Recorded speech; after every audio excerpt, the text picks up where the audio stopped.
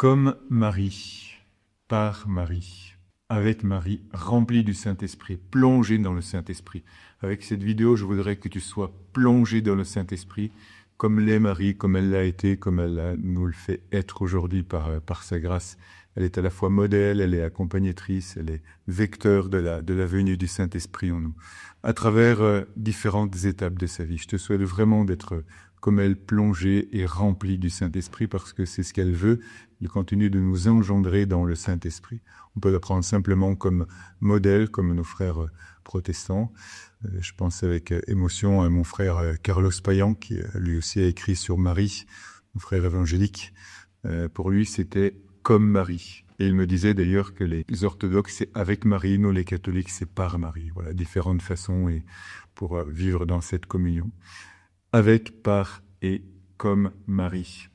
Dans l'Annonciation. Alors plonge-toi maintenant dans cette dimension de Marie à l'Annonciation. Marie qui attend quelque chose. Elle attend une révélation, elle attend la venue du Messie. Elle ne se doute pas que ça arrivera par elle. Toi, sans doute, tu ne te doutes pas qu'il y a des choses qui vont arriver par toi.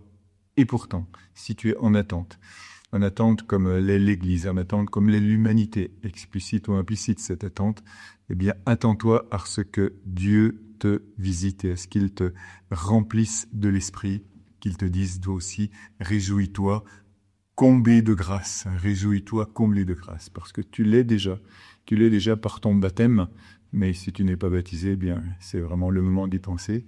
De plus en plus de baptêmes d'adultes en ce moment et de baptêmes d'adolescents en même temps. Et c'est le moment où tu pourras dire dans l'Esprit Saint ton oui est inconditionnel, ton oui sans marchandage, juste en te demandant ça va se faire comment, et tu auras cette même réponse que Marie a eue, l'Esprit Saint viendra sur toi, l'Esprit Saint viendra sur toi.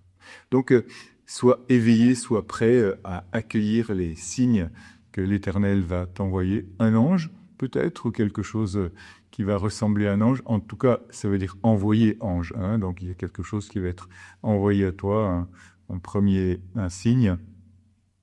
Et ton oui va être ce pas que tu vas faire et qui va te permettre d'en faire d'autres après, même si tu ne comprends pas tout. Et tu vas être aussi comblé de joie. L'ange dit à Marie, réjouis-toi.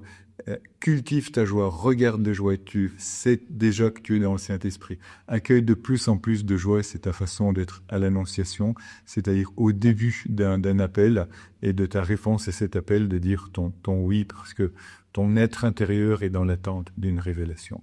Donc reçois le Saint-Esprit déjà dans cette dimension de l'Annonciation, par Marie, comme Marie et avec Marie.